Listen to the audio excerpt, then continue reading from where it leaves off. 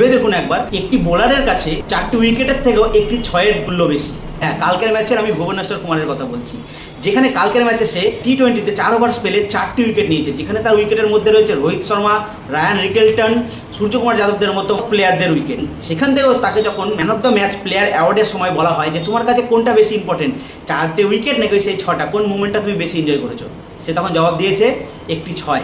অবশ্যই একটি 6 হওয়াই উচিত, কারণ কালকের ম্যাচে যখন ভুবনেশ্বর কুমার ব্যাটে নামেন এবং তারপরে লাস্টে 3 বলে 9 রানের দরকার এবং সেরকম জায়গায় গিয়ে একটা ওয়াইড লেন্থের বলকে টাইমিং করে 6 মেরে দিলেন ভুবনেশ্বর কুমার।